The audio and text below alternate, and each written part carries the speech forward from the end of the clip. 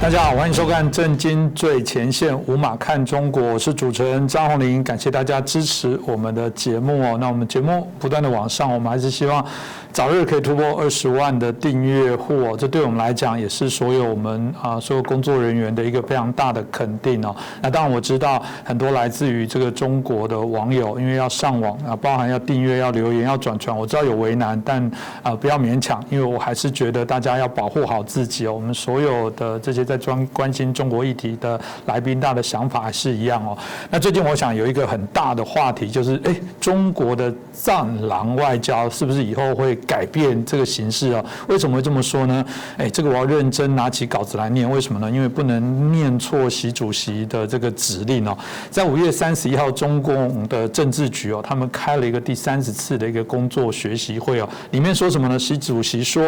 要讲好中国的故事，要传播好中国的声音，要形同对中国综合国力和国际地位相匹配的国际的话语，然后要把握好语调，我讲话就要很小心，然后必须要这个谦逊谦和，然后要讲究这个舆论斗争的策略跟艺术，提升中国话语的说服能力，还特别强调要塑造中共政权的什么呢？可信、可爱、可敬的形象。如果不是前面已经有写是习主席说的，我觉得有一点像是这个演员培训班里面那个经纪人提醒他的艺人说：“你要可爱，你要可敬，你要可信，你要这样子要啾咪，然后你这个才有机会会有广大的粉丝喜欢你。所以讲话要客气，对人要厚道。或者有点像选秀节目，又有点像是男女配对的活动里面制作人的提醒哦。”真的吗？真的我们的战狼的外交会改变吗？那变成什么战羊？有个战字也不好，叫爱羊爱狼。这个我想这个值得我们好好来关注，到底中国整个政治外交的体系会做了什么样的改变哦？那今天我们开心邀请到我们透视中国的高级研究员，也是我们台大政治系的荣誉教授，我们明居正老师哦，请老师再帮我们来解析这个战狼外交到底习近平宣誓之后到底会变成什么动物？明老师你好。主持人洪林兄好，跟各位观众朋友们大家好。是的，老师大家也看到哇，战狼变可爱了哦，这还蛮有趣的一个课题哦。我也在好奇说，习主席说出可爱这件事情还蛮有趣的，那个是他的智慧里面有特别的意涵，还是很有限的智慧能找到？因为用可爱这件事的确有点有趣，你很难想象一个国家元首对外说我们要让我们的国家变可爱，很特别的用词啊，老师你怎么看呢？这表示说他意味到自己不可爱了，缺什么要补什么，对。那你拿起稿子念了，我也得拿起稿子念了，这段话的确比较关键。新华社在6月1号的时候呢，发布了这个消息，说前一天呢，政治局开了这么集体学习的这么一个会议。集体学习是一个好事情，也就是说，国家或者是执政党的这些高阶的这个决策者呢，定期或不定期的接受一些训练，然后增加他们知识，然后增强他们的决策能力。我想这是每个国家呢，在他的高阶的这些领导人呢，都必须经过的过程。那中共做这事情呢，比较有体系。所以这个部分呢，我觉得是个好事情。问题是他学什么东西？这次学的是如何加强他们的文宣工作。就像你刚刚说的哈，习近平在这里呢特别强调说，要讲好中国故事，传播好中国的声音，要深刻认识当下国际形势的的形势，然后加强跟改进国际传播工作。然后呢，加强国际传播能力的建设。这句话简单说就是，我们要跟更多的国际媒体打交道，然后呢，要能够跟他们开展合作关系，甚至把它买下来，或者像我们过去讲过报纸夹页什么等等，这叫传播能力建设。然后后面比较重要了加快构建中国话语和叙事体系。所谓话语跟叙事体系就是你要有一套说辞，你不能就你想说什么就说什么，不是这样子，而是你要照说，你要晓得说他怎么听，然后他用什么词汇，然后你用他的词汇讲给他听，让他能够听明白。那讲的重点说，加强中国的话语跟叙事体系，又要开放自信，又要谦和谦逊，塑造可信、可爱、可敬的形象，要广交朋友，不断扩大知华有华的国际舆论朋友圈。换句话他说，很多人现在是不知道中国，然后不了解中国，然后不亲善中国，所以我们要做这件事情。所以我们前面讲，我们说这样讲就是他意识到他现在不够可爱。的确嘛，你刚刚前面词汇讲得很清楚，战狼外交。战狼外交呢，它这个东西一半是他自己取的，一半是人家帮他取的。因为早些年有一部电影叫《战狼》，然后很能够刻画中共对外张牙舞爪的形象，所以大家把它叫战狼。那么外交呢，表现这种情况是叫战狼外交。那简单说，就这段时间呢，他们充分认识到说，中共或者中共政权的国际形象开始变坏，国际的阻力开始上升，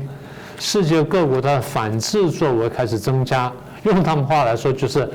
这个围殴我的现象或打群架的现象出现了，这对他们来说是非常不利的。因为过去我们一直讲，我们说中共很在意宣传，因为他晓得说，他虽然讲唯物论啊，这大家请各位注意，他虽然讲唯物论，但他特别相信唯心。为什么呢？我只要改变你的念头，我改变你的想法，我就改变你的行为，这是标准的唯心论，这不是唯物论啊。唯物论是我改变环境之后你就改变了嘛，现在我是改变你的想法，我直接改变你的心理。一个直接的因素就是明年不是今年是建党100年嘛，明年会有这个北京冬奥嘛，然后中共开20大嘛，所有这些事情呢，对于塑造中共的或中共政权的国际形象都非常关键。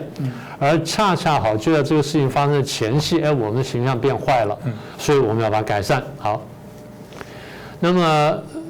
大家就在谈这个中共战狼外交呢，你去查一下一些文献，大部分都认为说啊，他们讲话很冲。其实不止中共的战狼外交之所以给人家形成这种印象，除了说讲话很冲、讲话很难听之外，其实我们看到是他很多具体的动作出来，大家都常常忘了这件事情。第一个具体动作就是我们过去讲过多次的打压香港这个反送中运动。香港的这个运动呢，开头的时候真的是一件非常小的事情，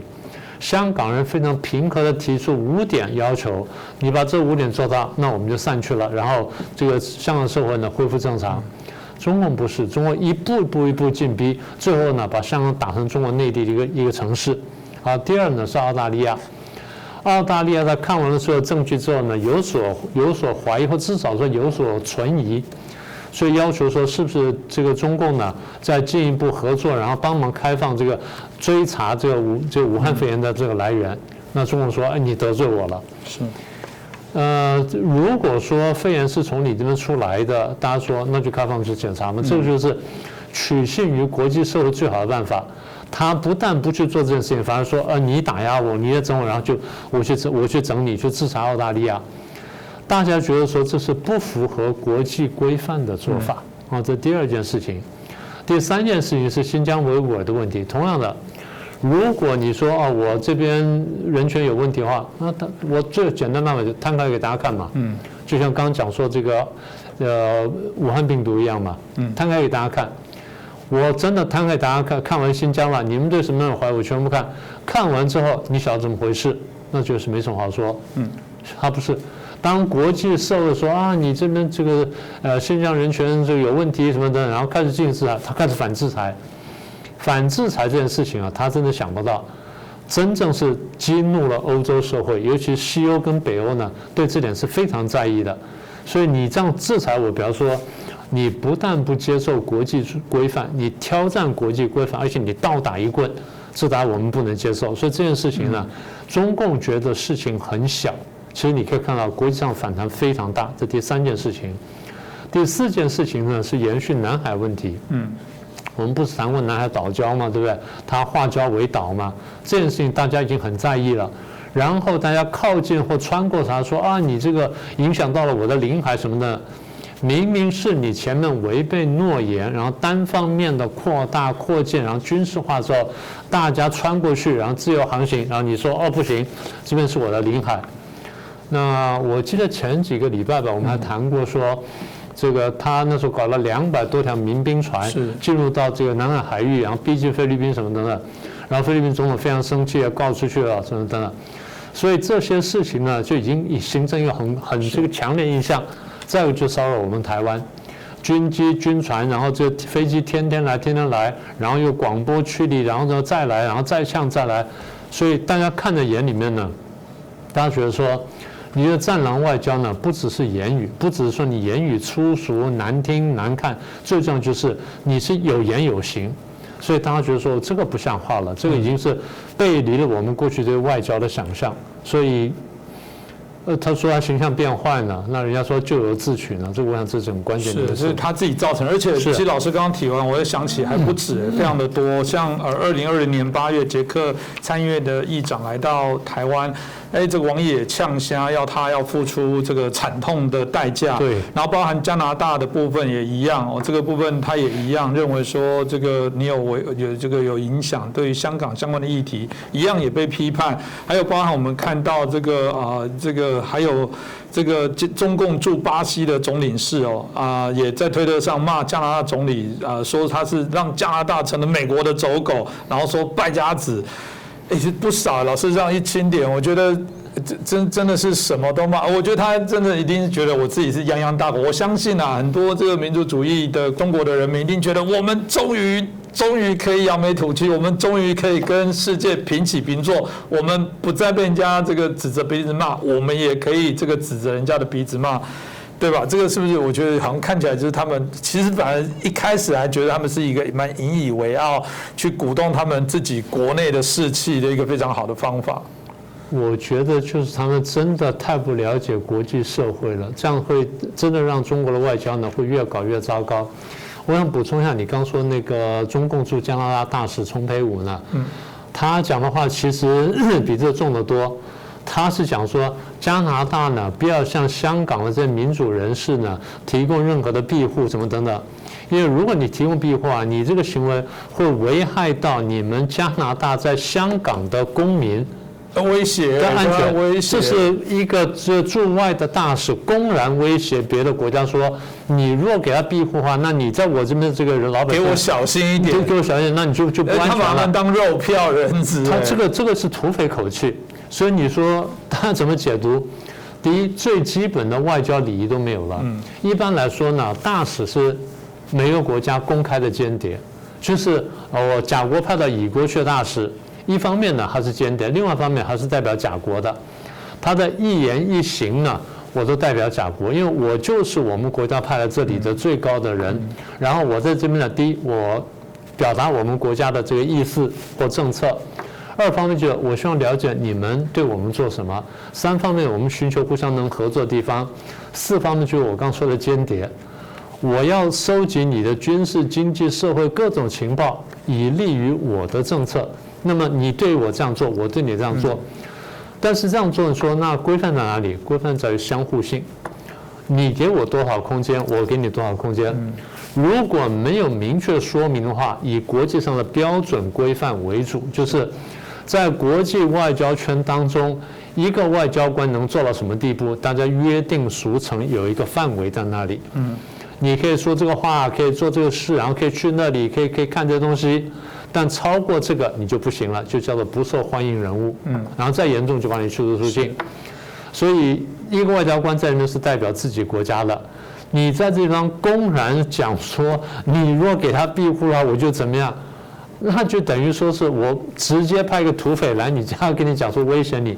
所以这个是完全连国际最基本的礼仪都没有做到。然后你刚才讲到说驻巴西的那个叫做总理是叫李阳。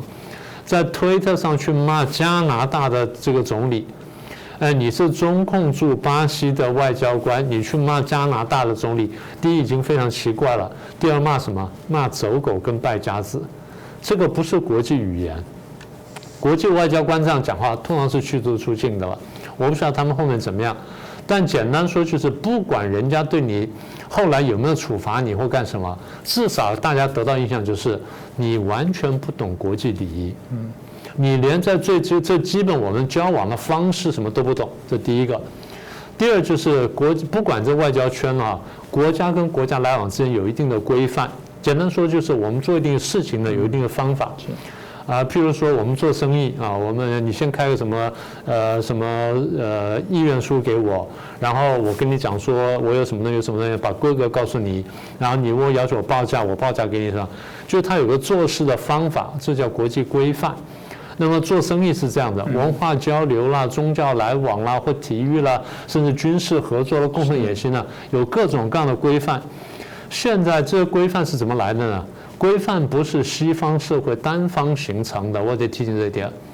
规范是欧洲国家在大概16、17、18世纪，因为分裂成多国，互相来往，就慢慢形成的一套规矩。这套规矩呢，最后就流布全世界。那么你中国，你说你强大，你要进来，可以有2种办法。一种办法就是我低头，我接受的规矩，我进来照规矩玩。第二种办法就是我强大，我要改变规矩，可以，不是规矩不是不可以改变，可以改变。当你强大到一定程度，或者说大家觉得说你的规矩比我们规矩更好，我们照做。中国说规矩是你们先定的，那我是后进来的，可以啊，我们讲了，你可以定啊。中国有没有参与定规矩？有啊，你们的事情都是你们规范下来的，不是这样子。每个国家在参加的体系上，后进者都是这样玩的嘛。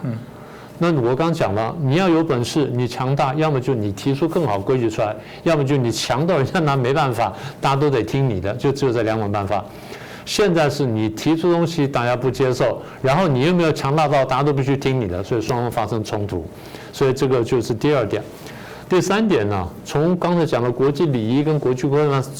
上面更高层的叫做国际秩序，也就是国际上我们现在的政治力量是怎么安排的，经济力量怎么安排的，军事力量怎么安排的，慢慢形成它的国际秩序。而这国际秩序，我再多讲一句话，是这么多年来的国际法，各种各样的国际法所搭建起来的。而这国际法，你中共是同意的哦。你中共是派人参加了国际法庭，然后派了国际大法官进去，然后你也形成了这个国际法体系的。现在你说我现在强大了，我就要改变，大家是不能接受的。所以大家对于说，你对于外交规范也好，外交礼仪也好，国际秩序啊，你一而再再三的挑战，那现在怎么办？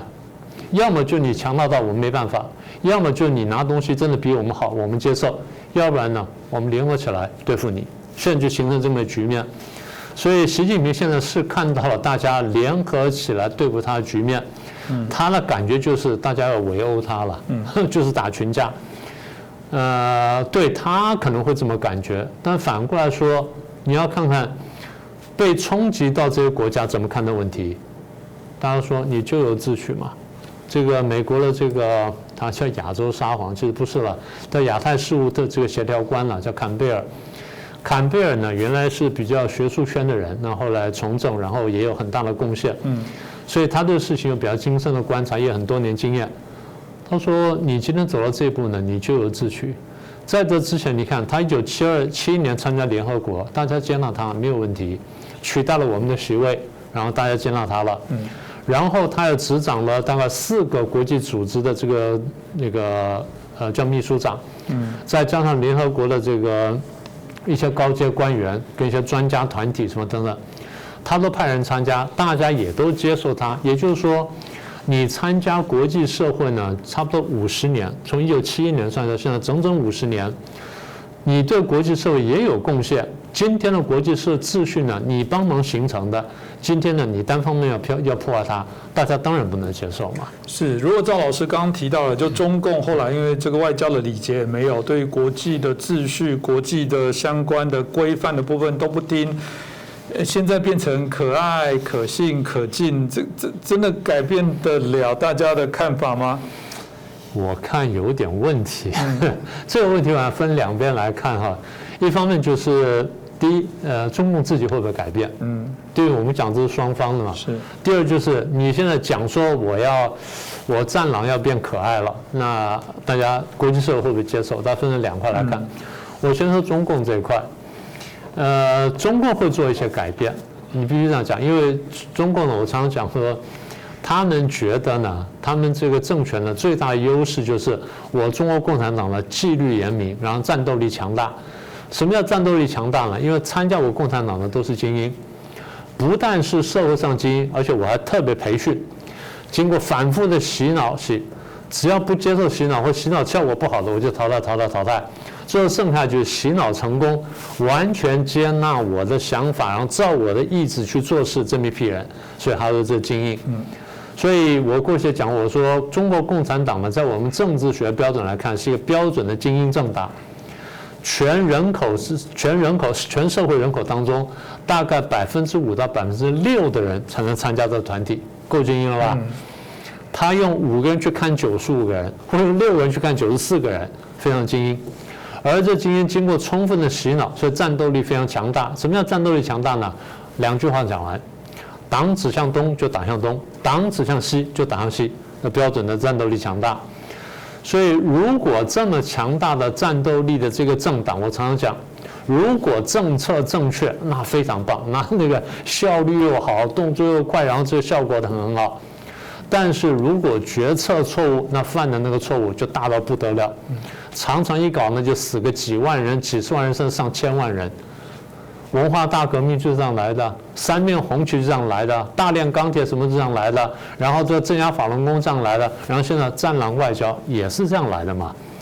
所以你说中国会不会改变呢？应该这样讲。我前面不是提到天朝体系吗？习近平，我记得我们前次讲过一段话，我说习近平说呢，从此以后我们可以平视世界了。意思就是说，过去我们是仰视世界，我们现在平视世界，不是。大家没有读懂的话，我俯视世界，它是这个意思。我们现在强大到呢，可以翻脸不认人了。咱们现在这个天朝再现了，我们现在知道做这件事情了。为什么呢？我用战狼外交这种口气呢，激起了我们国内的民族主义之后，我变成民族英雄了，我直接上追毛泽东，这还得了啊？好，这是第一个。第二，我改变成这样子啊，国内老百姓跟着我了，那为什么要国际社会上不行了呢？因为他们没听懂我们的话，我们说的话呢没说对，就是说我们现在是强大了，他们也认识到了，但是呢，他为什么不相信我呢？为什么不爱戴我呢？为什么不敬重我呢？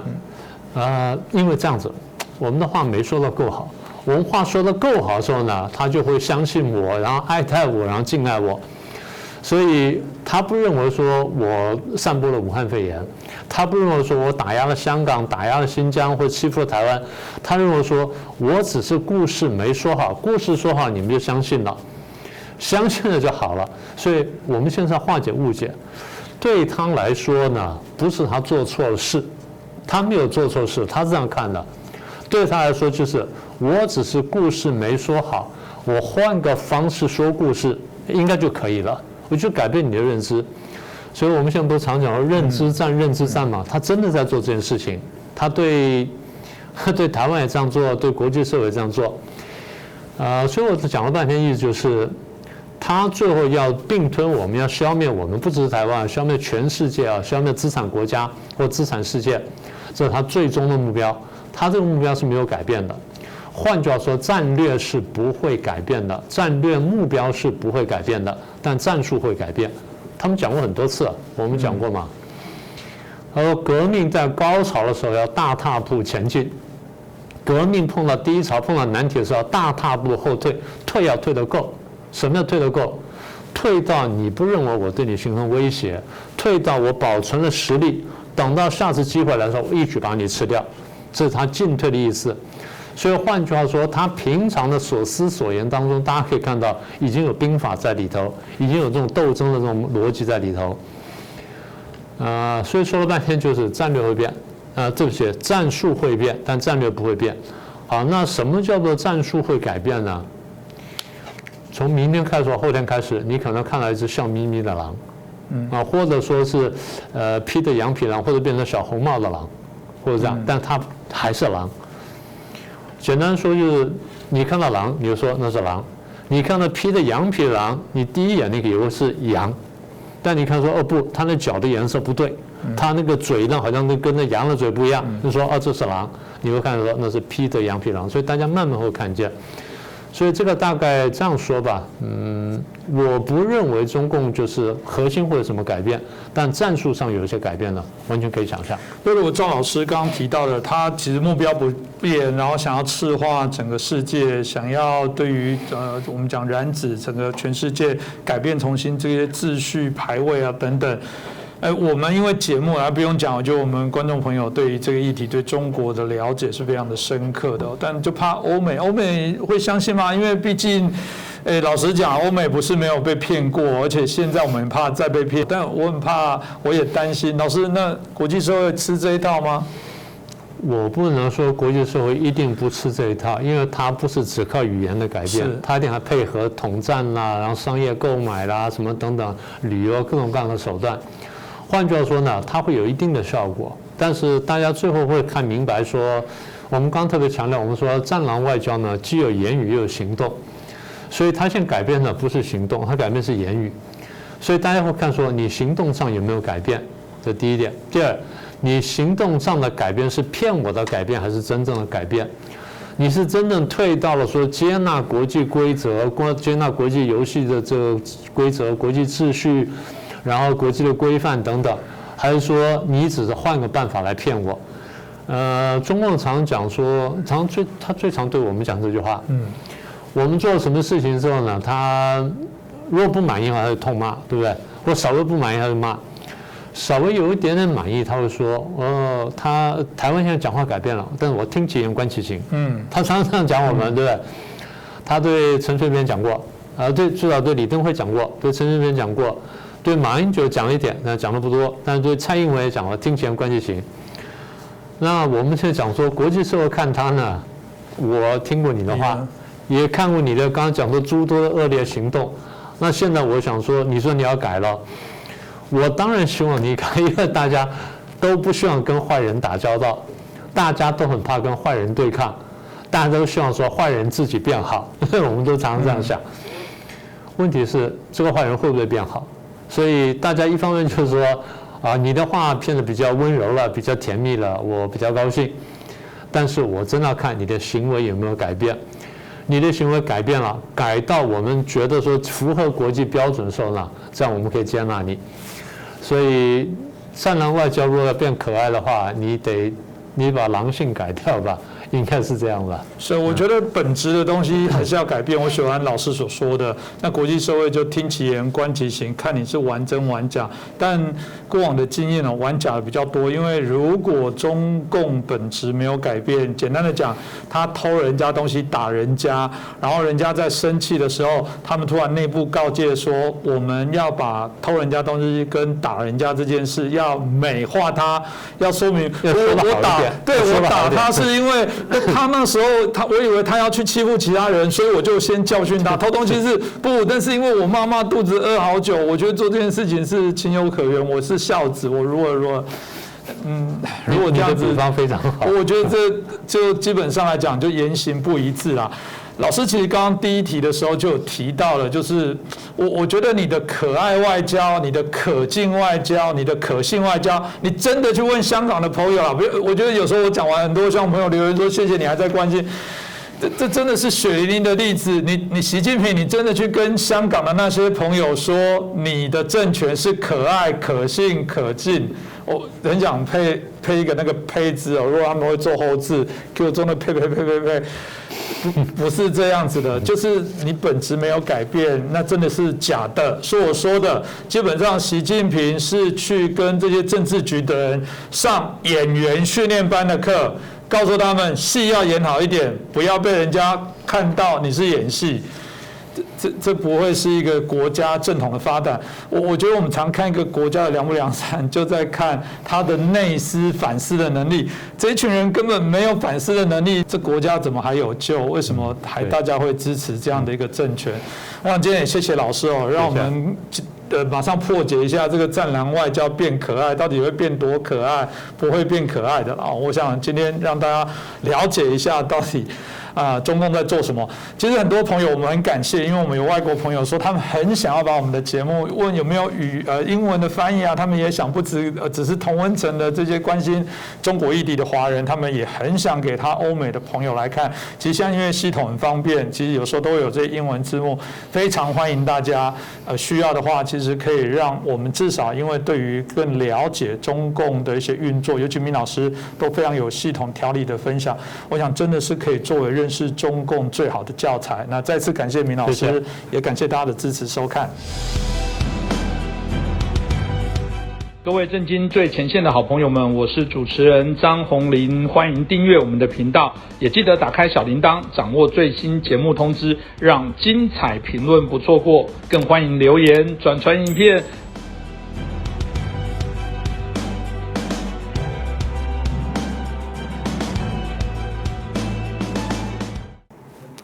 大家好，欢迎收看《震惊最前线》，无马看中国，我是主持人张宏林，感谢大家再次收看我们的节目哦。这段期间因为疫情的关系，大家看到我们还是口罩不离我们的脸哦。那主要原因是台湾在疫情的部分哦，产生许多的一些混乱哦。那大家都在炒疫苗，要赶快有疫苗来进来，所以台湾这段期间哦，疫苗炒得沸沸扬扬哦。那不管是国产的，或者是为什么不进口，到底遇到哪些的关卡，到底是有谁来做阻碍？现在陆续日本也送我们100多万剂，美国也宣布要70多万剂的一个救急的一些疫苗会进来。那大家都还是为了这个议题哦，吵得不可开交，有许多的一些讯息哦，充斥在我们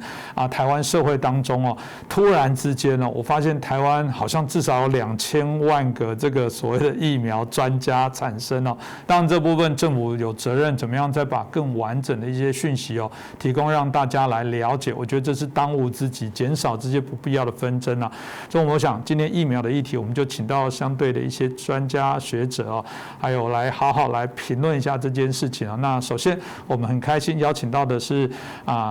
这个日本产经新闻的台北支局长矢板明夫先生，我们欢迎矢板先生。好，大家好。接着我们要邀请的是我们中研院生技所的研究员，我们何美香博士哦，何老师。何老师过去大家其实在2009那时候，我们 H1N1 整个在全世界爆发流行的时候，他是主导我们当时国光生化，而且去研究出当时在14个国家才有研究出这个我们有关的一些疫苗，所以他也是我觉得少数我觉得他一方面也兼顾了学理，一方面也兼顾了实务的一些操作，我觉得在当时是台湾能产生我们这个有关 H1N1 的这个疫苗一个最大的推手功臣之友，所以我们也欢迎我们何美香老师。主持人好，观众朋友大家好。接着我想我们就请教一下矢板先生因为我讲这个日本产经新闻，尤其矢板先生在台湾这块时间独家的部分就提到了日本愿意来协助台湾提供疫苗的部分而且很明确那就提供了 AZ124万剂瞬间其实到现在台湾的脸书很多的朋友都贴到这个台日友好，这个当日本的说辞是感念当初这个我们日本发生大地震的时候，台湾伸出援手，然后感同身受，然后让日本人也很感谢。其实这个部分也是一个台日相互我们认为国际外交、国民外交的一个非常好的一个典范其实话说再回到之前这个日本首相菅义伟到美国的时候从各种不同角度，一方面是探到美日台三方在做合作的巩固，另外一方面看起来菅义伟也透过这些事情对他自己的声望声量好像也有一些提升所以综合许多的一些观点显然这个部分从台日原来的友好，人民之间相互灾难之间遇到困难的伸手，到这个美日台同盟去形成这个不可言喻的形式，再对菅义伟他自己在整个任内的声望的提升，显然民众尤其是我看到这个矢板先生所报道里面，日本人有很多部分我记得是在80%都非常乐意政府提供这样的一些援助来帮助真正的朋友，所以这个矢板先生您怎么看呢？我觉得就是说这一次呢，关于这个疫苗的事情，确实其实就是疫苗送给台湾之后，其实整个的日本社会反应都是很好，对日本政府这个表现呢，也都是表示支持。这个呢，确实是一个很少见的一个事情，就是说这种外交的话，不是政府争取到的外交资源，而是把自己的战略资源送给别的国家，能够得到这个舆论的广泛支持，这种事情是一个非常少见的一个现象。换句话说，也是说明日本国民对台湾的感情是非常非常深的。那么，怎么说呢？我觉得日本这次行动呢，其实背面它有几个目的。第一个呢，当然主要是帮助台湾的了。这个并不仅仅是这个311的这么一个10年前的日本地震的时候，台湾对日本有很多的帮助。这一件事当然日本人铭记在心，到现在为止还有很多日本人都在提这个事情。还有一个问题就是说，比如去年的台湾的这个口罩国家队，在日本最缺口罩的时候，日本政府台湾政府先给日本拿个200万，后来民间比如像口罩国家队的南六集团，马上就给个300万，还有很多的就是各方面的企业和团体给日本捐了很多，包括口罩，包括防护衣，这些事情其实都是日本都能看到，都知道的，因为最缺口罩的时候口罩到来嘛。所以在这种情况之下呢，普遍的对台湾的感情是很深的。还有一个呢，就是说，怎么说，日本和台湾呢都是受中国霸凌的这么一个中国的邻国嘛。那么中国其实，比如说你像现在看。就是说，今年中国通过了海警法，这个海警法其实就是中国的海警船嘛，号称第2海军的海警船，不停的在骚扰日本的这个沿海部。这方面呢，当然台湾也是一样，台湾是这个共机来绕台嘛。这种现象，怎么说呢？日本当然觉得有一个同仇敌忾的一种感觉了，觉得，而且日本知道这个台湾的抗压能力比日本还要小嘛。所以说，一定要挺台湾，这有一个非常感情的部分是要帮助台湾。第二点呢，其实是配合美国的大战略了。那么很明显就是说，现在在美国主导的这个对中国的这种大的包围圈这里边来说呢，台湾是非常非常重要的。如果说台湾是因为这个怎么说呢，没有疫苗而不得不向中国低头，接受中国国产疫苗的话，那么就是台湾就可能从这个自由民主的阵营被划到独裁那个阵营去嘛，站在中国那一边嘛。这个呢，对整个的自由民主阵营都是一个很大的损失。所以说呢，配合美国，这也是一个非常重要的一个方面。另外一个呢，我觉得还有一个是对中国有很强烈的这种不满情绪啊。这个所谓的中国的战狼外交啊，什么都要插手，什么都要管，这种感情也是，就中国你要封锁台湾各方面，我偏不让你得逞，就有这么一种感觉了。比如说这2天在台湾的媒体报的并不是很大的一个消息，但是前几天日本的那个外相，在国会上，他说不管台湾叫国家。然后昨天日本的菅义伟首相，他代表自民党总裁，代表自民党和最大的在野党的立宪民主党党首叫枝野幸男，这2个人进行政策辩论的时候，菅义伟把台湾当作说台湾是国家，就是说台湾这个国家用国家这表，连在野党那本来是个亲中派左派政，在野党党首也是把台湾说成一个国家，为什么会有这种情绪？就是说，过去的是这个不可想象的，这种是绝对突破中国底线的一种方法。但是说呢，首先我要说明，并不见得在口头上，日本的首相外相把台湾说，台湾这个国家或者台湾国内用这种话的话，就代表日本的整个的要承认台湾是一个国家，没有这么大的这个战略上的一个转换了。如果战略转换要在各种政策上、条约上、法律上有反应，这是没有的。但是只是我觉得是一种情绪，这种情绪就是说，你中国不让我就是说。台湾日本援助台湾明明是一个非常非常好的事情嘛，但是这种事你也在旁边说三道四。日本过去呢对中国是礼让中国，你给中国一个面子嘛，就中国你认为台湾是中国的一部分，我虽然不承认你这说法，但是我表示这个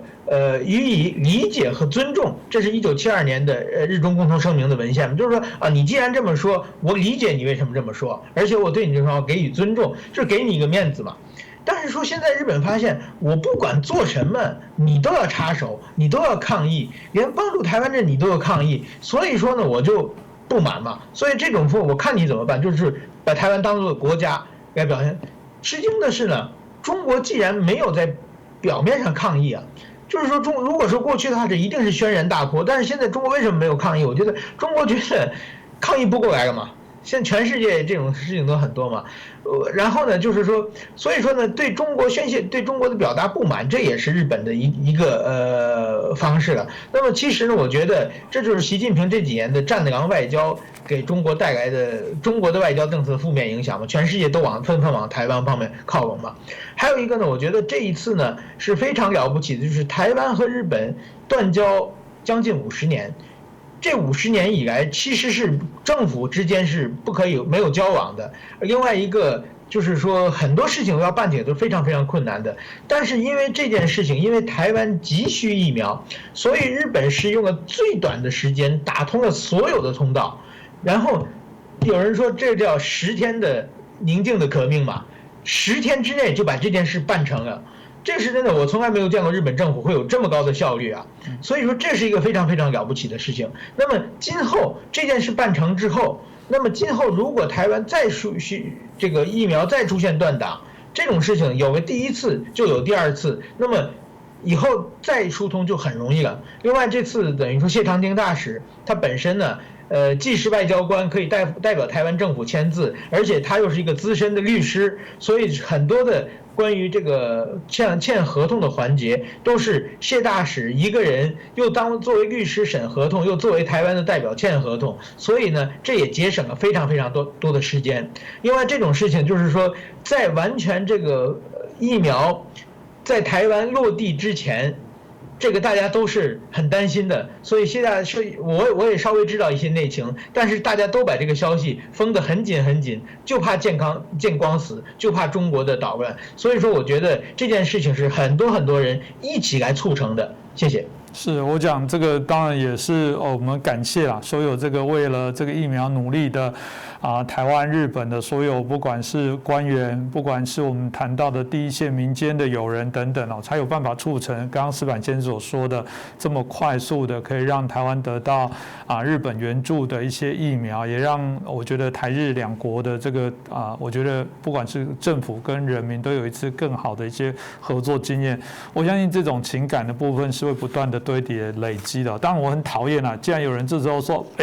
日本给疫苗，然后底下就泼冷水说不要忘了南京大屠杀，这跟那有什么样的事情？但是我每次他们应该先骂莫忘天安门事件，又莫忘这个所谓的文化大革命，这个真的是我觉得不够理性那接着我们再来请教一下何美香老师其实疫苗的部分真的是疫苗之乱当然台湾出现破口之后，大家人心惶惶，一方面当然也检讨我们的指挥中心是不是没有善用过往1年多安全的时候来针对这些这个疫苗来做好准备，或者防疫的部分做准备另外一方面，当然大家就很担心说，就是在这破口的时候就会说，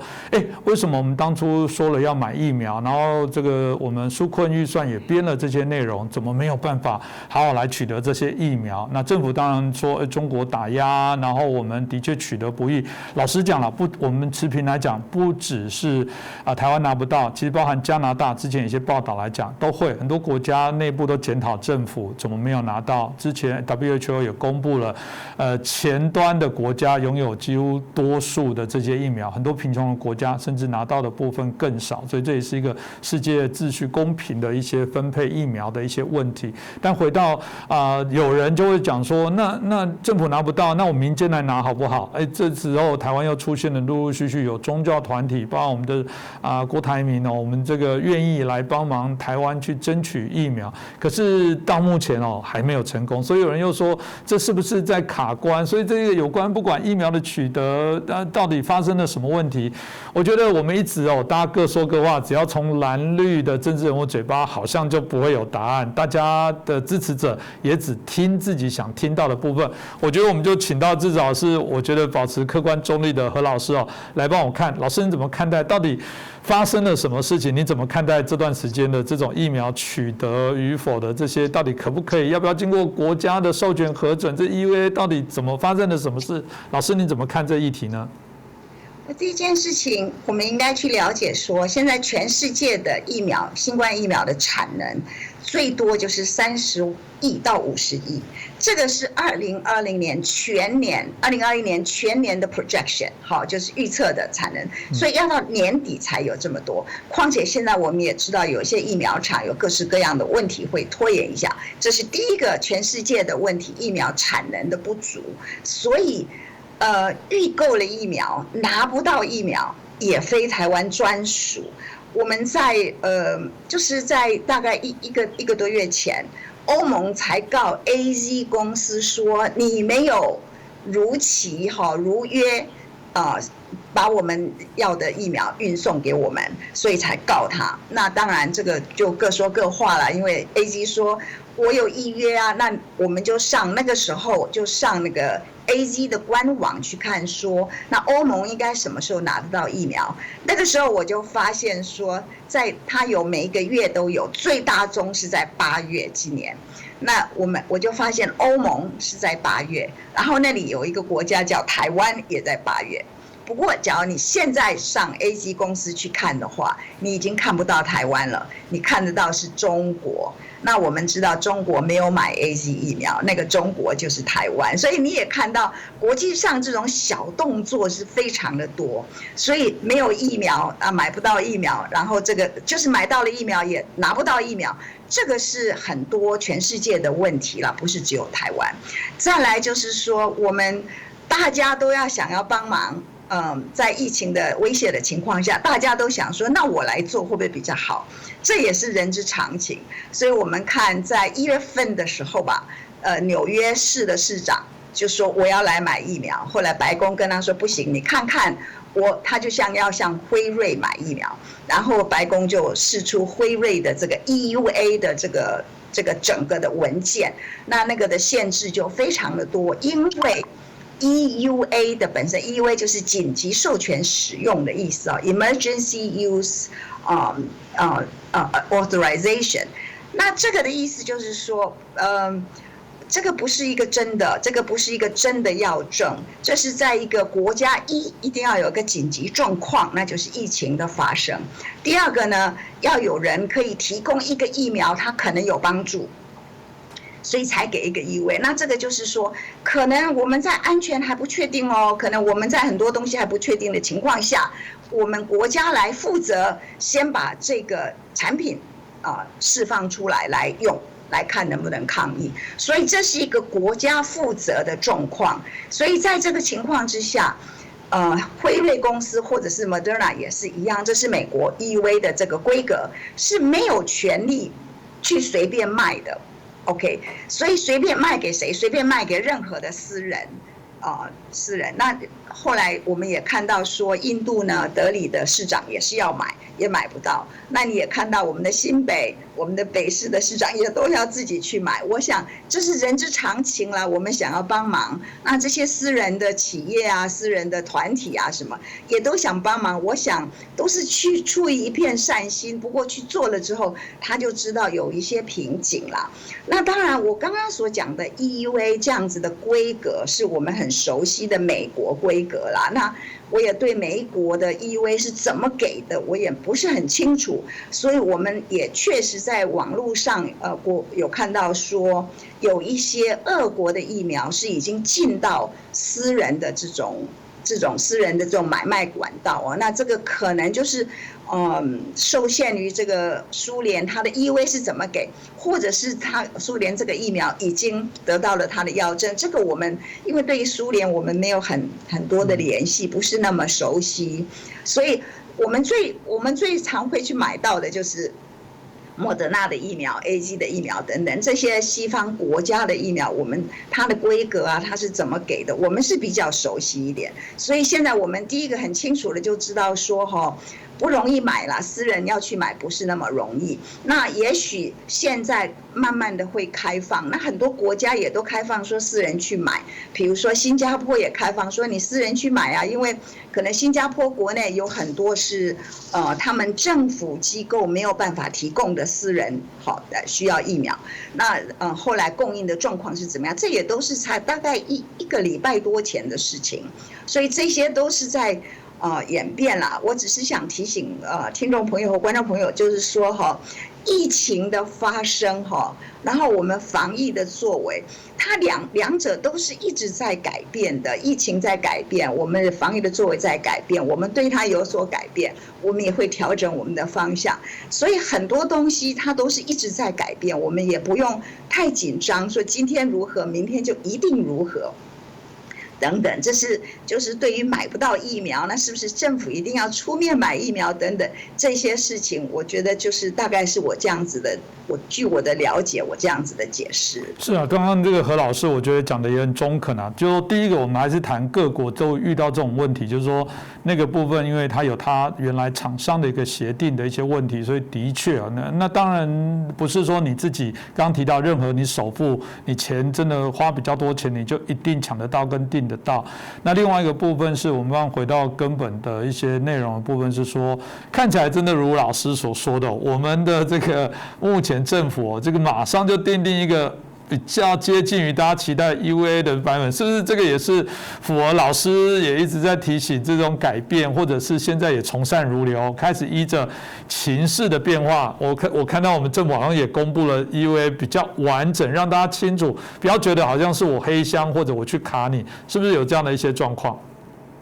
其实这也是突发的状况，我们也都没经历过嘛，大家其实也都没那么有经验做这一类的事情。其实这个疾病对我来说，其实我是应该是说有40年传染病、流行病学或者是医学的什么研究的经验。如此这样子的一个疫情，我也是第一次经历到。虽然我SARS 的经验对我们这个有帮助，所以我其实一直都对于各国的政府他们所作所为呢，是不是最好的，是不是最坏的，我都不予置评。我们都觉得就是说，我们也不知道哪个是最好，哪个是最坏，只要每一个政策都合乎某种科学的理论基础的话，去试试看嘛，谁知道哪个比较好？就有点像研发疫苗一样，去年研发我们怎么知道哪个会最好？就什么都做，你会做什么你就做嘛，大概都是一个这样子的原理。那我们一面做脚，觉得这个不是最好，有更好的，都会调整。我们其实要给予我们的这个政府一些调整的机会。那我们要勇于表现，我们就是勇于表达我们的专业知识，让他们知道说，我们有不同的看法，释放在一个地方，让他们协助他们去参考。常常我对于我放上去的资讯，我都只是说我是抛砖引玉我只是告诉你有更广的视野看看，那你去找一些适合你、帮助你的方向去走，这样子。所以这都是一些很善意的一些沟通跟这个交流啦。是，我想这个何老师的部分谈法，应该大家就比较能接受，因为毕竟大家有时候喜欢找自己相信的部分来把它放大，那就不去看别人所面临到这些问题。我也相信没有任何的政府会草菅人命，但这政府的政策能不能检讨，一定可以。所有的东西那是一个为难，所以我想我们当然还是正面的相信，有许多人努力的希望来守护大家的健康。大家应该是可以有能力来筛选一下一些不必要的一些资讯图存我们自己的焦虑跟困难事实上谈完这个到底有没有被刁难，我想这个部分显然肯定是有的那但提到我们现在在日本送我们刚刚矢板先生说的124万剂的这疫苗是非常不容易，可以短短10天之内，然后打空所有的政府这些关节，然后就赶快过来。其实他的确也平定了台湾内部那个压力锅，因为一直说你政府无能你买不到但台湾也因为这件事情当然还是沸沸扬扬。那现在还有很多的俄语在流传，谈说是台湾自己不要那么多剂，谈这个是台湾自己太自豪说国产疫苗可以接轨，以至于好像给了日本错误的讯息。就这个部分有许多糟糕的俄语，其实在台湾还在发酵。我想问矢板先生最清楚，因为我想矢板在第一线，对于台日的这些相对应的内容的内幕的部分也许都非常的清楚，你要不要来谈一下为什么是如此那当然另外一个啦，这也延伸到讨论日本的国产疫苗的部分。这件事当然也让日本听说也在反思，包含内部疫苗这个，包含大家台湾也在谈到所谓的战略物资是必得要去经过的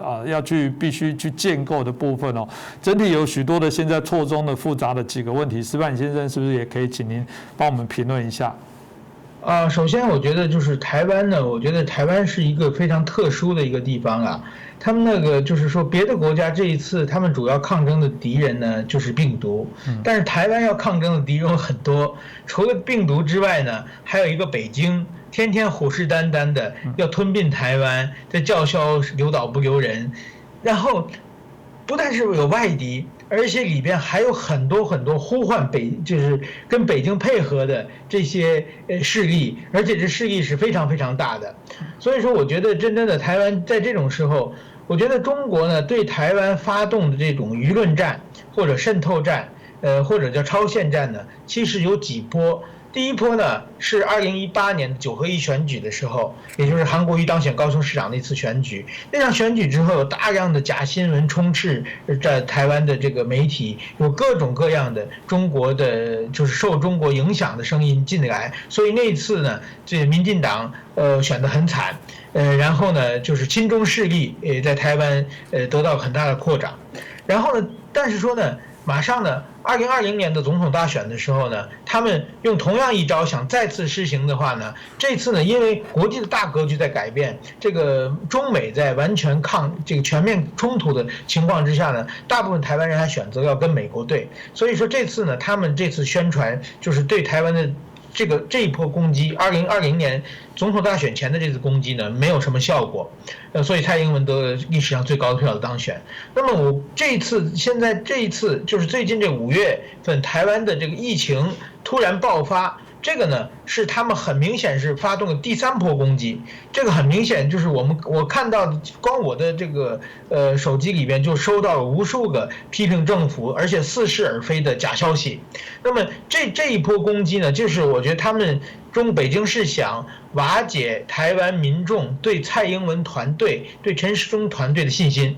这是第一个。第二个呢，分裂台湾。就是说蓝的骂绿的，绿的骂蓝的，这个已经很明显。然后第3个呢，其实呢就希望在台湾制造混乱啊，这个很明显。比如说现在很多人出来要换掉陈时中，我觉得这是一个非常陈时中团队到现在，虽然我知道他有很多问题出现，医疗资源的分配不平均啊，动作缓慢啊，有的时候统计不是很正，这个都是有的。但是说。至少他是替着台湾防守个1年半的这么一个1年半，全世界都被攻破了，他指挥的战斗团队比别的国家多守了500天，让台湾有个非常巨大的缓冲期间，这个是很了不起的。第二个，即使5月15号台湾里边的社区爆发感染之后，他在短短的时间之内用软封城的方式，没有使疫情扩大。这2点拿到全世界哪里都是非常优秀的，因为他已经完全进入状况了。你现在要把它换掉，不管换任何人上来，至少熟悉状况需要1-2个月的时间嘛。那样的话，台湾现在是这个疫情如救火一样啊！现在换人，我绝对要求换人，绝对是居心叵测的。那么刚才讲一下日本的这个疫苗的问题。我了解的是，日本的疫苗啊，现在这条假消息是有点似是而非了。为什么呢？就是说，确实是我了解，台湾跟日本接触的时候，就说，本来呢，首先日本的疫苗也都是外国的厂家的东西，不是日本自己的国产的疫苗嘛。然后呢，台湾说我们没有疫苗，能不能救急一下？日本问过台湾说要多少，台湾说能不能给我们100万左右。这个呢，等于说日本也是重要的战略物资，日本订的疫苗也大部分没有到位。那所以说这个时候呢，你找别人要的话，你不可能说要多少，你有的全给我，你不能这么说嘛。他确实有100万这个数字说过，但是说后来在日本的自民党的部会中讨论这件事的时候呢，日本我想到6月4号送给台湾的是124万剂，是日本中央政府能够调动的所有的疫苗。就是除了日本分到各个地方去已经施打的疫苗之外，作为预备的疫苗里边，这是所有的疫苗。当时日本自民党就是有人说，要不我们分给台湾1半，有人这个声音，我觉得这种意见也是合理的嘛。然后还有一种声音说，这个太少了，我们要不要给台湾1000万？但是1000万呢，至少要等到7月底，那么就是说来不及了。那所以说，在这种情况之下呢，那么就是把现在仓库里的所有的疫苗全部提供给台湾，另外跟台湾签合同的时候，是所有的为了避免一个是这个。如果有溢价的话，这需要报价，还要台湾审批，哪怕你卖很少很少的钱的话，都要走这么一个程序嘛，因为是国家买东西嘛。然后呢，而且即使买的再便宜，台湾的在野党一定要闹买贵了嘛，这上，所以为了减少这所有的麻烦，连交通费全是日本来负担，就把这个送给台湾了。所以说呢，并没有说台湾自民进党只找日本要了一点点，日本是很多，只给台湾一部分，并没有出现没有这种情况。那么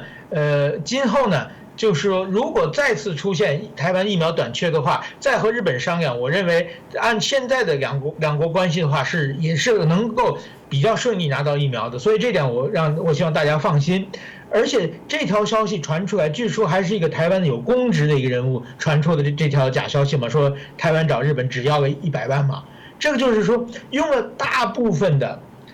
怎么说呢？事实里面掺下关键的地方，掺入一些假新闻，这是一个非常典型的假新闻的操作模式，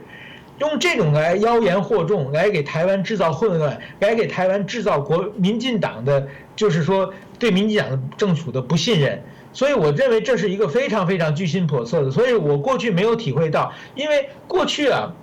怎么说？我在日本我也采访过在野党，但是我觉得很多的就是批评政府的声音呢，是希望这个国家能好，被批评。但是台湾有的时候对政府的是仅仅是抹黑，仅仅是让大家不相信政府，是居心叵测的。所以说这点我们觉得一定要注意。另外一个，关于台湾的国产疫苗紧急授权，在这个时候，你不管是你支持它还是批评它，你都没有根据嘛。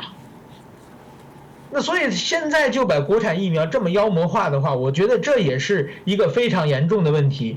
面对中国的咄咄逼人，面对中国的全世界打压，台湾只有开发出自己能够控制的国产疫苗的话，台湾今后才能够不必要每次都向人低头，才会能找到自己的能把自己的经济、文化、社会发展出来。这种关键的这个战略物资，台湾一定要有，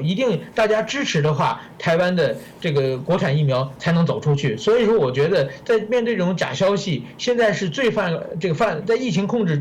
完全控制下去之前，现在是假消息台湾的最泛滥的时期啊！我觉得大家一定要小心。是，我觉得谢谢石板先生，我刚刚很清楚，如果大家听完今天的节目，看我们的节目，就转传石板先生所说的东西，现在在乱传话的，我觉得要不无知，要不就是混蛋，就是我觉得是坏哦，真的就是如此。为什么样？刚刚已经说过了，基本上日本已经把中央能控制的所有的疫苗全部都说给你了，本来还想留一半，这时候还能说你怎么不再给多一点？我觉得这坏，这真是坏透了。我觉得这个部分也可以让大家了解。我觉得整个原委的过程啊，我觉得我们节目当然还是希望把这些讯息让大家了解。所以现在如果还有人无聊的在吵说是台湾自己要100万，那这个回到刚刚也说到那个原委，一开始说真的，台湾干脆一亿好了，我们干脆要5亿剂好了。全世界如果生产量可以有几亿剂，干脆全说了，不大可能啦。那我们再谈到一个后道，再要到那个应急救急，本来就是如此。随着未来疫苗的部分不断产出，日本也开始有这些疫苗的部分，或全世界一些友善国家，他们开始内部的施打疫苗更多，我相信这个部分就会释放出去了。但最怕的就是疫苗你还没打，你已经被国内的这些假讯息给淹没、给乱死了，这大概不是我们所乐意看到的部分哦。那接着我想，我们就来继续请教一下我们黑美香老师哦。因为国产疫苗，回到国产疫苗，大家就有一点很担心国产疫苗的安全效益的一些问题哦。也有人在骂说国产疫苗赌错边了，你看人家国外不用这种缓不济急的一些方法，这种研究虽然对人体影响较小，但是这个你现在把台湾的这个所谓的几家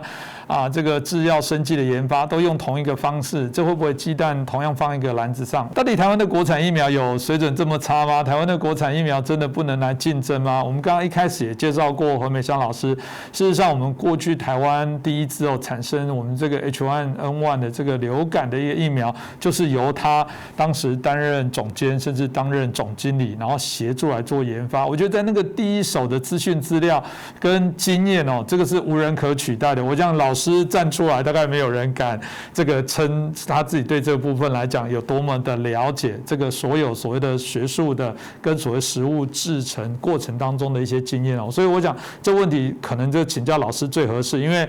我也很佩服老师，老师甚至在大家在吵来吵去，觉得这个2期我们在谈到这个就是说我们讲的解盲，这到底会不会有假的或干嘛？我还蛮佩服老师，就马上用很浅显易懂的方法，从质的、从量的部分来看到国产疫苗，我们在这公布过程当中所有扮演的这些角色的可及的跟不可及的部分。我看到我们食药署同一时间很快速的，不知道应该有平常看老师的脸书，也很同时几乎把这样子类似的概念的部分去分享给我们社会的大众。所以我想就直接请教老师，你到底怎么看待我们国产疫苗？是这样子，因为这个议题已经大概有酝酿了好几天了哦。我也觉得蛮好玩的，因为我一定要澄清一下，我可能是跳下黄河都洗不清，一定大家都要说我是在替政府背书，完全没有，我完全不知道他们就要放出来，我是放上去我的这个资讯，我想说我来写一个解释一下到底什么是可行的，什么是不可行的，什么东西我们可以做，让我们比较务实的可以往前走，我就把那个理由都写出来，把那个放上 FB 之后呢，有一个人说老师请看，然后发现几乎是同时，我是10点，他也是10点放上去，我完全不知道他们要做这件事情，所以我们放上去的是什么呢？因为大家的症结点就是说，我们台湾的疫苗做完第2期就要取得 EUA 行吗？那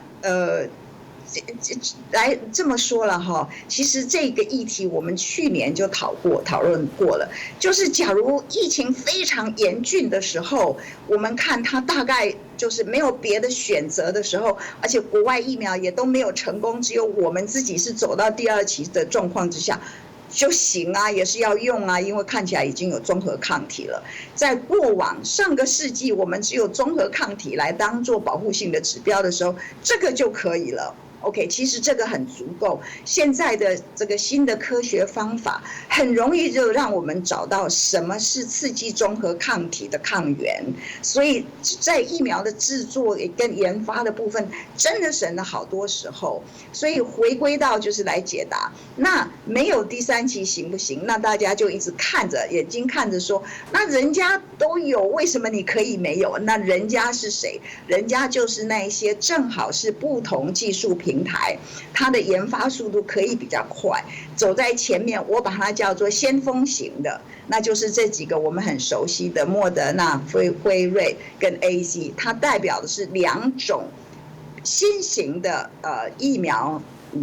技术平台，我们把它叫创新技术平台。为什么？在2020年之前，没有一个疫苗在市面上使用是用这种技术做出来的，它真的是很新。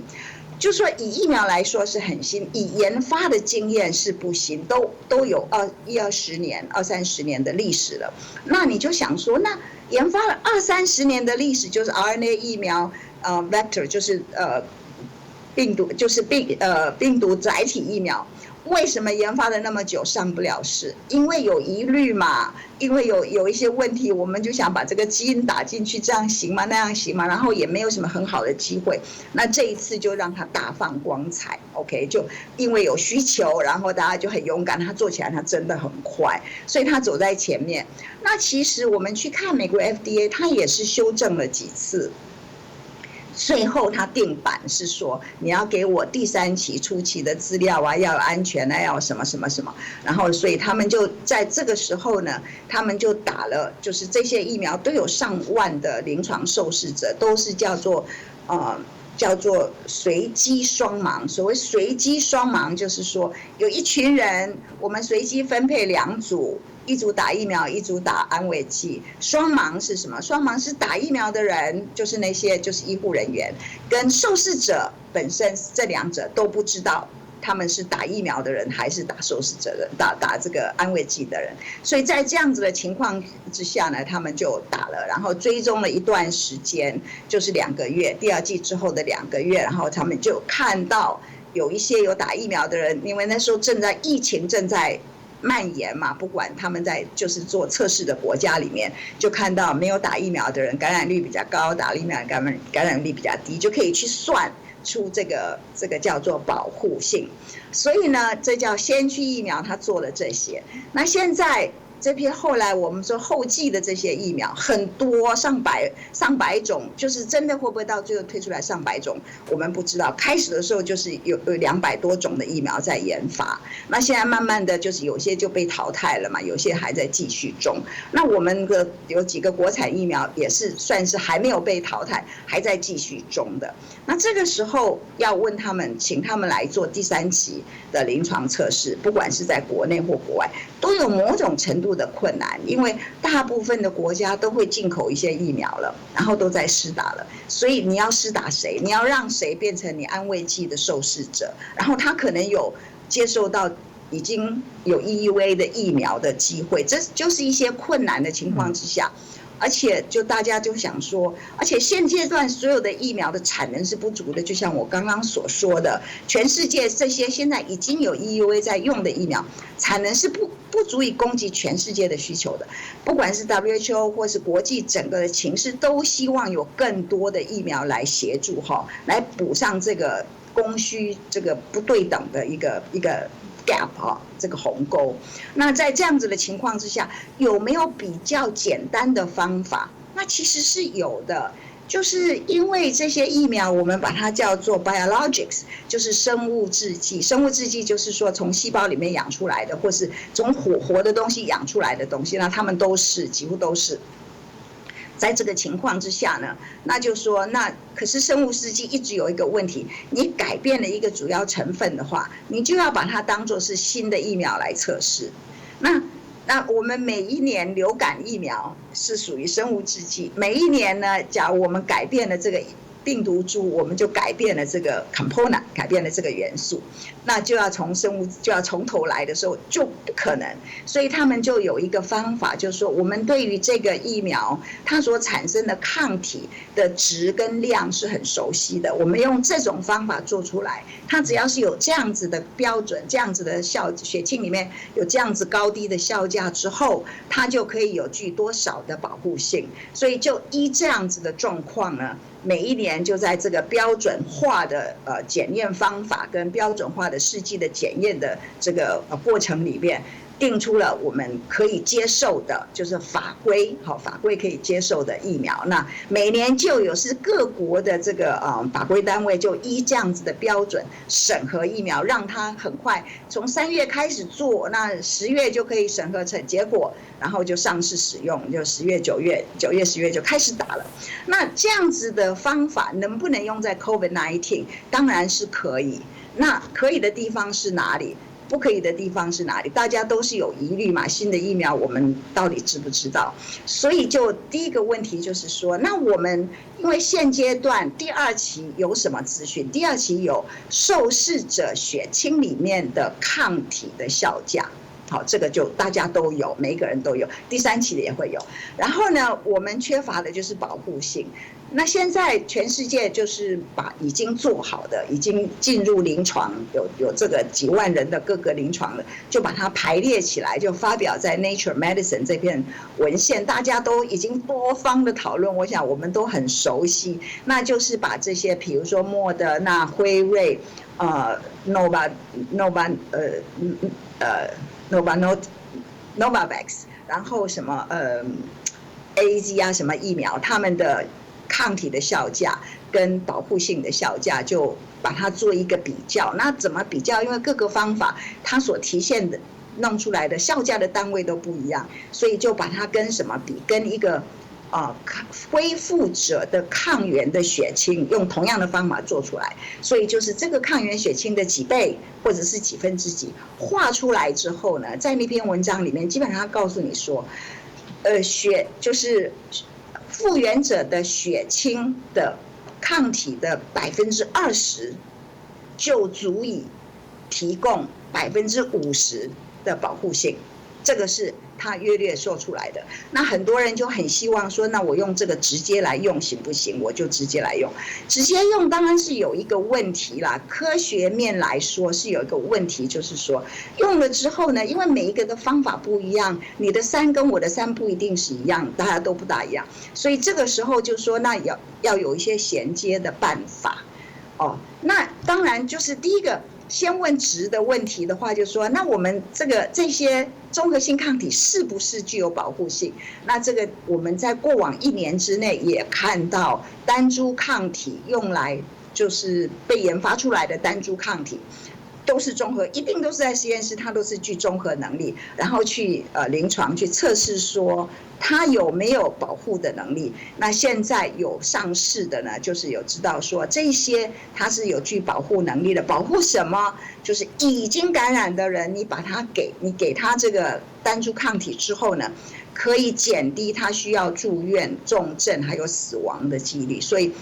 这些具综合性的单株抗体是可以有保护性的。具综合性的单株抗体是什么样子的抗体？所有的人都是依据什么？依据叫做 RBD 的 ，RBD 就是 Receptor Binding Domain， 就是在这个 S protein。S 蛋白质，这是很多国家的疫苗都是用这个 S 蛋白质，或者有的更少，就是用 RBD 的这个部分。所以很明显的，这是主要抗原的话，你刺激的抗体就大约会是对的。那次在抗体，你就问他有没有综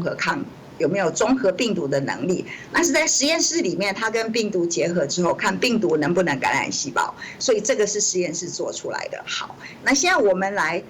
做它的 correlation， 叫相关性的时候，我们也看到了有一个正相关。那我们不敢直接比，因为我刚刚说了，你的3不等于我的3，所以怎么样呢？我就为了这件事情，我在想，我们应该可以沿用流感的这个方法，可是缺乏的是什么？缺乏的是一个标准化。那我们就来标准化，它不很简单嘛？我就提出了一个建议那其实很巧，这个建议也正好是同时我们 FDA 在同时释放出来的说辞，就是因为我们国内已经有一堆人打了 AZ 嘛，因为 AZ 是最早进来，大概3月多就开始打了，所以现在它8个礼拜之后打第2剂，4个礼拜之后就可以抽血。那现在大概从3月一直到现在12个礼拜之后，一定有血已经抽了就可以检验了。所以现在就把这些血拿来跟我们用同样的方法跟我们的受试者比较，那就很清楚啊，就是我们就用 AZ 的这个综合抗体跟我们国产疫苗受试者的综合抗体，然后是在可以比较的情况之下，那当然他就定了一些标准，那就是说高高低低，我们的 FDA 呢也定出了一定的标准，那就是说我相比之后，有一个95信赖区间，那它的下限就是我跟你比的话，假如我比你差，我的下限就可能是在0点几的部分。他说下限95信赖区间不能够小于0.67。那你当然可以大于1嘛，你也可以大于1，当然就比它好了。所以这是第一个关卡。第二个关卡应该是比较简单，就是说有多少人要有反应，那这个应该是比较简单。所以看起来我们这个是很重要哦。我们在讨论如何审核我们国产疫苗用什么标准的时候，因为我们只有综合抗体，先回答说它能不能代表这个保护性抗体，基本上科学上是可以佐证，是可以的。那它的量是多少的时候，我们先提出标准。好，就是我是建立一些方法，那这个食药署也定出了它的这个量。好，所以现在就看他们提出来的数据是什么样子的数据。那我想他们就是解盲的时候应该没有 AZ 的这个比较。因为他只能做他的研究嘛，所以这个部分应该是会是一个但书，说那你就去做这个部分，那这个部分国家就一定要帮忙嘛，因为为什么国家要帮忙？这个绝对不要把它想成是图利厂商哦，这个是很多国人的想法，所以疫苗是私人公司，不能图利厂商。疫苗公司是我们国家行政防疫单位的什么的防疫伙伴，他不提供疫苗，你就没有工具。所以我们一定要相辅相成，互相帮忙，把一件事情做到好，做到满。那我认为这样子的方法做出来之后，应该在未来可以解决国际的问题。因为我们可以，就是在未来我们打了这个莫德纳或什么，我们也可以再佐证一下，有了莫德纳受试者，有了莫德纳施打者的血清之后，可以再比较一下。就是大家最担心的，我刚刚把科学的问题都讲完了，现在再剩下的就是国产疫苗对国产疫苗的疑虑的部分。大家最担心的说，那我打了这个国际不认证怎么办？今天国际不认证，因为还没有到可以被认证的资格，不表示未来不可能被认证。我们好好的做，按照道理的做，大家这个世界还是合理的啦。WHO 不认证你也没关系了，他会来认证台湾的疫苗，我倒会很惊讶。那可是只要我们的友邦先进国家认证你的话，大家就会跟进了。因为这样子的做法之后，我们是绝对可以第一个呢，把它写成科学文献，然后让它去发表。让世界的科学家来同载评审，说你这样子的方法合不合理嘛？因为法规其实不是死的，不是说我们看哪个国家怎么定我们就怎么定，它所有的东西都是有科学理论基础，我们把它做出来了，那就大家来看接受度怎么样。所以我们也不用担心我们的国产疫苗未来不被国际认证，它到时候一定是有一条路走得出去的。其实当然啦，这个老师刚刚从我们第一个就前面的题目到现在题目那个脉络，大家应该可以很清楚我们这个老师所提到的一些概念。第一个，让国产疫苗的部分，在研究我们讲科学的部分，那还是没有办法随便我们刚刚讲去糊弄了，它还是有一定的严谨的程度才有办法去走。那大家在炒的部分来讲，显然都没有看清楚你到底要谈的是哪一个标的了。其实有时候这个永远悲观的人，我们看到在国内第一个叫你说这个在疫情没爆发就说那疫苗我要最好的，突然这个疫苗进来的时候，就是又说这个有疫苗就好，不管你能取得什么疫苗。那如果取得什么疫苗，如果我们广义来讲，台湾的疫苗，假设我们这严谨的程序里面也是一个可以的疫苗，接着他又说不，我要国际认证了，不然以后国际护照不认同，那我怎么出国去玩呢？总一直有东西出来，就永远不满足，要再更好，要再如何？这个导致我们现在在政策的推动上有点受困哦。那再加上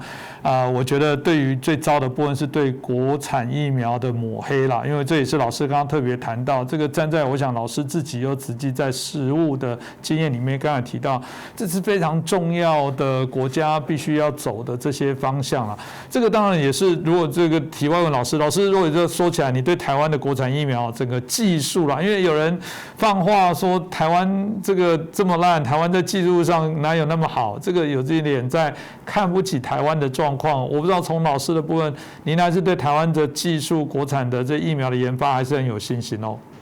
我应该是这么说啦，无可厚非，大家对我们国产的这种技术没有信心，你应该去看历史哦。我们自己的第一个这个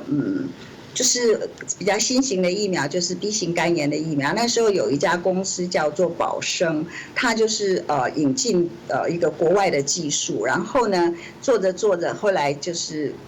基因工程的疫苗就取代了这个血清的疫苗，然后它就关门了。它是一个非常赚钱的公司哦，然后那时候完全并不是亏损或什么，只是国人就不要用它了。那所有做肝炎的人，其实你们都知道，陈培哲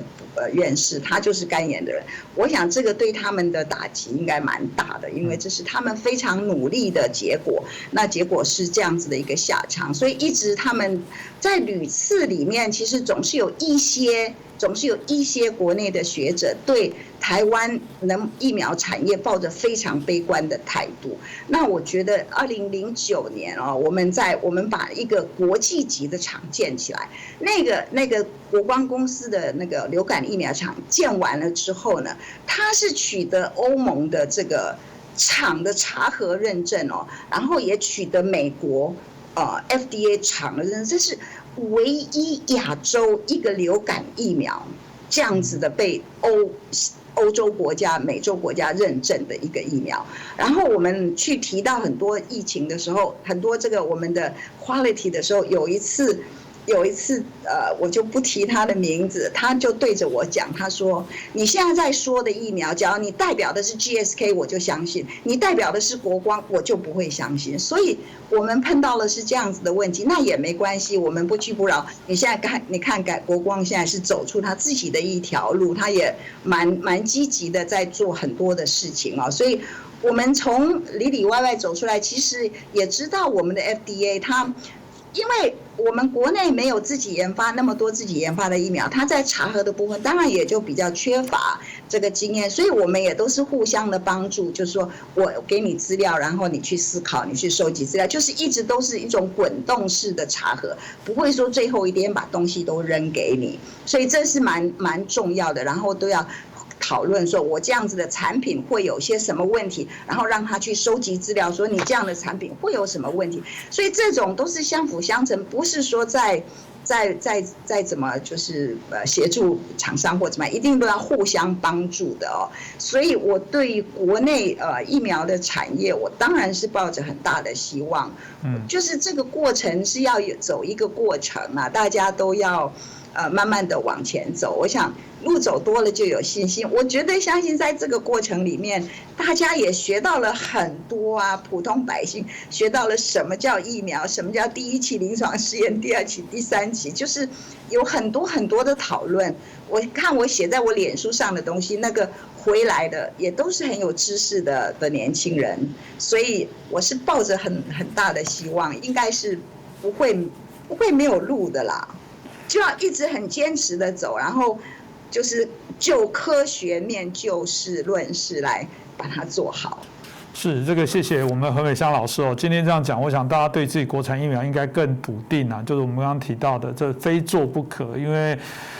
老师很科学啊，一开始就告诉你说，全世界在正常疫苗的生产的能量就是这样子。当然，也许那是需求啦，这样扩大产能可不可以？可以，但那个不是马上的，因为现在全世界都受到影响的状况之下，很多的原物料的取得基本上可能都是一个瓶颈，所以这是全世界人类共同的挑战。但不要再唱衰台湾的国产疫苗，因为随着全球化所伴随的这种全球各种疾病疫情的流通跟影响，我觉得那是不会改变的。那台湾具有自己我们刚刚讲疫苗研发的能力，包含甚至这个治疗的药物的这些相关能力，甚至会延伸到国防自主的某些概念，也许会有点相近啊。那不管怎么样，不要再传这些所谓的错误的假讯息了，因为我觉得这不应该是如此。这也是我想我们希望在节目当中给大家可以好好来讨论的部分。那今天就是感谢我们石板先生跟何美香老师来给我们做了清楚的这些疫苗的说明，再次感谢两位，也感谢大家的收看，谢谢，谢谢大家。